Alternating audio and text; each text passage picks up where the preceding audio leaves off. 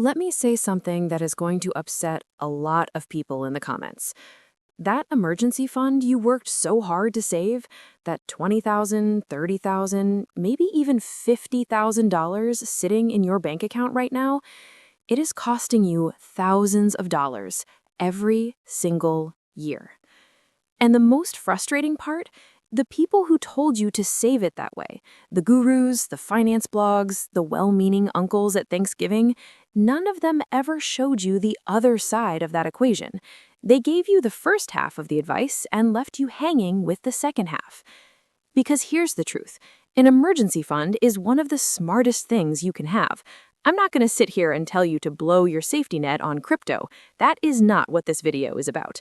What this video is about is the version of an emergency fund that the middle class has been sold.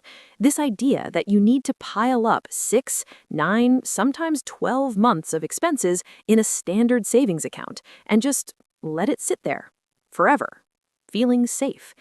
And what nobody tells you is that while you feel safe, your money is quietly, invisibly, brutally shrinking. Now here's where it gets real and a little uncomfortable. When you deposit your cash into a traditional savings account, your bank is not your partner. Your bank is your tenant. They take your money, they lend it out at 8%, 10%, sometimes 20% on credit cards, and they hand you back 0.01% interest. That's not a typo. On a $20,000 deposit, your bank is earning thousands of dollars off your money, and they're giving you back about $2 a year. $2. You could find more than that in your couch cushions. Banks didn't build skyscrapers in every major city because they were generous. They built them because they found the perfect psychological trick. Convince you that saving is safe, keep your money locked in low-interest accounts, and profit enormously off your financial anxiety. This is what I call the middle-class trap. Working hard, doing the responsible thing, following all the rules, and still falling behind. And today, we are breaking out of it. All right, let's get into the math. And I'm going to warn you right now, this section is going to sting a little, but stay with me because understanding this is what separates the people who build wealth from the people who just feel like they're building wealth. Let's say you've done the responsible thing. You've got $20,000 sitting in a traditional savings account at your bank. National average interest rate on a standard savings account? We're talking 0.01% to 0.5% at most banks. Let's be generous and say your bank is giving you 0.5%, which, by the way, most aren't. Over 5 years, here's what happens to that $20,000. $20,000 at 0.5% for 5 years equals $20,510. So you made about $510 on $20,000 over 5 years. That sounds okay, right? At least it grew a little? Wrong, because we forgot about the silent killer. Inflation doesn't announce itself. It doesn't send you a bill. It doesn't knock on your door. It just quietly, invisibly eats your purchasing power every year while you sleep. The historical average inflation rate in the United States hovers around 3 to 3.5% per year. So let's use 3.5%, which has actually been conservative given recent years. Here's what inflation does to your $20,000 over 5 years. To maintain your $20,000 in real purchasing power at 3.5% inflation, you would need $23,754 at the end of year 5. But you only have $20,510. That means in real, tangible purchasing power, what your money can actually buy, you have lost $3,244. You did everything right. You saved, you were responsible, and you still lost $3,000. That's a vacation. That's a car payment for 2 years. That's an investment account you never opened. And this is just one 5-year period. This is not a one-time mistake. This is a mistake that compounds against you every single year you leave that money sitting there. Now I want to show you something that is going to completely change the way you think about this. I call it the true cost calculation. Not just the cost of what you lost, but the price of what you never gained. The $31,000 difference opportunity cost breakdown. Meet Alex and Jordan. They are both 35 years old. They both saved diligently, and they both ended up with $30,000 saved, a solid, fully funded emergency fund. But here is where their paths diverged.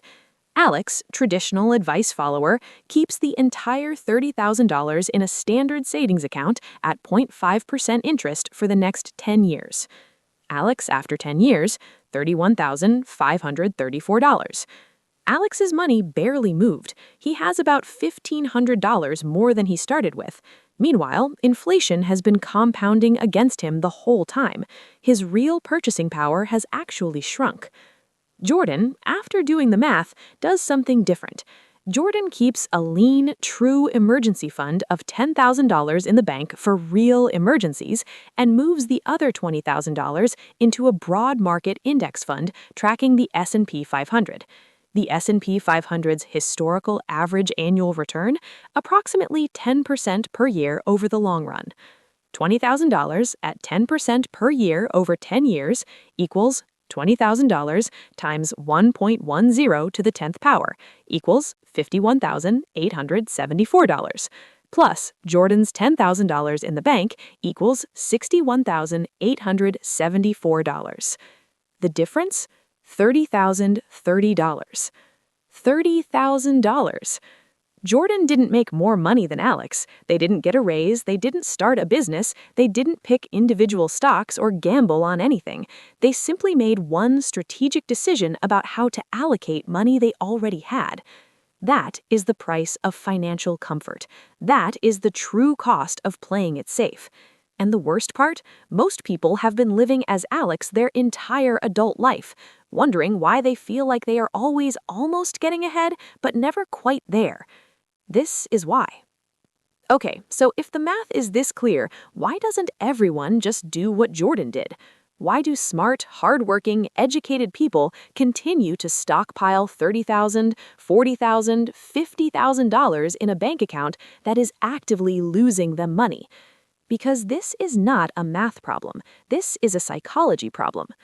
I want to say something that most financial channels won't say, because it makes people uncomfortable. The reason you hoard cash is not because it's smart, it's because it feels safe. And feeling safe is not the same as being safe. Think about it. When your bank account shows $40,000, something chemical happens in your brain. There's a hit of dopamine, a sense of control, a feeling of, I am okay, nothing can touch me. And that feeling is addictive. It becomes its own reward system. Psychologists call this liquidity bias, the tendency to overvalue having cash readily available versus having it working efficiently. We've been wired by decades of financial trauma, recessions, layoffs, 2008, COVID, to believe that visible, touchable cash equals security. And banks love this about us. They have engineered the entire savings account experience to reinforce this feeling.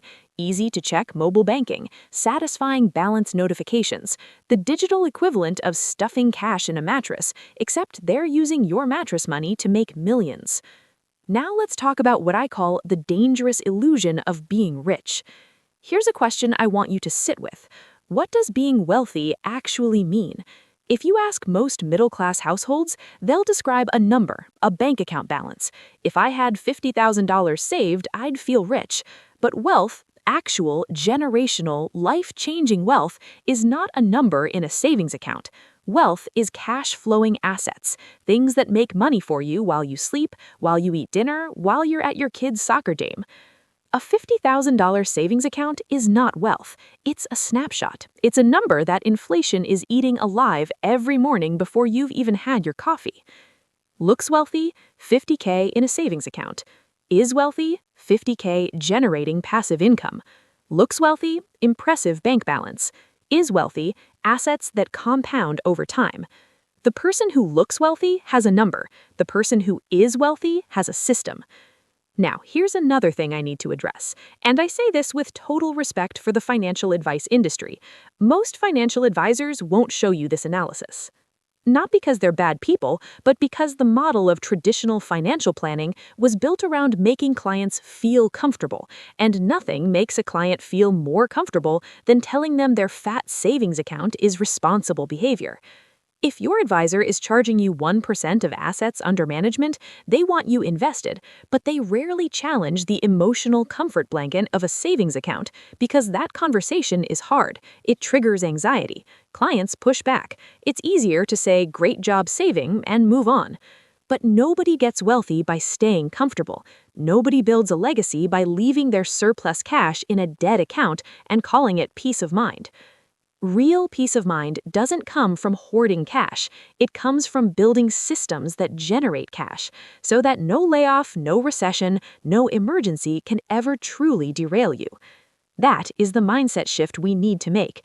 And that leads to the section of this video I'm most excited about, because this is where we stop identifying the problem and start building the solution. All right, let's get practical. You've done the work. You've got your emergency fund fully loaded. Maybe it's 20,000, maybe it's 30,000. What do you actually do now? Here is the exact framework. I'm going to break it into 3 moves. This is the most important mindset shift in this entire video, so I need you to hear me clearly. Not all of your savings serve the same purpose. You have been treating your entire savings pool as one thing, my emergency fund, when in reality, it should be divided into 2 completely separate buckets. Bucket number 1, the true emergency fund. This is your 3-month living expense cushion. 3 months. Not 6, not 12. For most middle-class households, that's somewhere between $8,000 and $15,000, depending on your expenses. This bucket exists for one reason: a genuine financial emergency. Job loss, medical bills, emergency car repair. That's it. Bucket number 2, the opportunity fund. This is everything above your 3-month cushion. This is the money that has been masquerading as safety, but is actually a missed opportunity. This is the $20,000 that needs to be deployed, not stored. This one mental separation, this one naming convention, changes everything. Because once you name that second bucket, the opportunity fund, you feel the urgency to actually use it. Your 3-month emergency fund absolutely should exist, but it does not need to sit in a bank paying you 0.01%. In 2024 and beyond, you have better options, and these options are just as accessible and nearly as liquid as a regular savings account. Traditional savings account, 0.01 to 0.5% APY. X, lose to inflation. High yield savings account, 4.5% to 5+% APY. Check, competitive with inflation. Treasury bills, 4.8% to 5.2% APY. Check, government-backed, near risk-free. Banks like Marcus by Goldman Sachs, Ally Bank, SoFi, or Discover are offering HYSAs with returns that are 10 to 50 times higher than traditional savings accounts. And T-bills, short-term U.S. government bonds, are arguably the safest possible place to park cash while still earning a real return. This move alone, simply switching where your emergency fund lives, could earn you an extra $400 to $750 per year on a $10,000 balance. That's not life-changing, but it's not $2 in a couch cushion either. And over time, it compounds.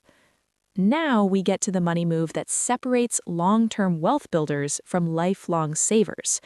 That excess cash above your 3-month cushion, your opportunity fund, needs to be invested with consistency and intention. I'm not talking about picking stocks or chasing trends. I'm talking about the most boring, proven, time-tested wealth-building strategy ever discovered: consistent, automated investing into a broad market index fund. The S&P 500 has returned an average of approximately 10% per year over the last 90-plus years, through wars, recessions, pandemics, and political chaos. You are not betting on one company. You are betting that the U.S. economy as a whole, 500 of the largest, most adaptive companies on Earth, will be worth more in 10 years than it is today. That is the safest bet in capitalism. Set up an account. Set up an automatic monthly transfer and let the math work for you instead of against you. That is the switch from Alex's path to Jordan's path, and it takes about 20 minutes to set up online. Now, I want to leave you with one final concept, and it's the one that ties it all together. It's called the snowball effect, and once you activate it, your entire relationship with money changes forever. Here's how it works. When your money sits in a savings account at 0.01%, it stays flat. It has no momentum. It's a stationary snowball, just sitting at the top of a hill. But the moment you put that money into an account that grows at 8%, 10%, 12%, it starts rolling. And every year it rolls, it picks up more snow. That's compound interest, and it is the only force in finance that can make you wealthy without working harder. But here's the catch, and I mean this sincerely. The snowball doesn't roll if you never push it. The push is the decision. The push is moving your emergency fund to a high-yield savings account this week. The push is opening a Roth IRA or brokerage account and setting up your first automated investment. The push is firing your traditional bank as your primary wealth-building tool and treating it as what it actually is, a utility, not a strategy. And look, I get it. Change is uncomfortable. Seeing a lower savings account while your investment account climbs will feel weird at first. Your brain will resist it. That anxiety will whisper, "What if something goes wrong? What if I need that money?" And here's what you say back. I have my 3-month emergency fund. It's optimized, it's earning real interest, I am covered, and the rest of my money is finally working as hard as I do. That is financial maturity. That is what it looks like to stop being a hostage to your own anxiety and start making strategic, intentional decisions with your money. The middle class doesn't stay stuck because people are lazy. They stay stuck because they were given half of the advice and told it was the whole picture. You now have the full picture. So, here's your homework this week. Calculate your true 3-month emergency fund number. Look up at least 2 high-yield savings accounts, and just look at what $10,000 would become in 10 years at 10% compound interest. Let that number sit with you, and then make the call. If this video made you think differently about money, if it cracked open even one idea that you hadn't considered before, hit that subscribe button, because this is what we do on this channel. We don't sell financial comfort, we sell financial truth, even when it's uncomfortable. We talk about the hidden math, these psychological traps, and the real-world strategies that help real people stop spinning their wheels and start building actual wealth without burnout, without gimmicks, and without giving up everything they enjoy. And drop a comment below. Tell me, how much of your savings is currently sitting in a traditional bank account? Not judging, I genuinely want to know where you're starting from, because every conversation in the comments is someone else waking up to this reality, and that is how we change things together. I'll see you in the next one. Now, go put your money to work.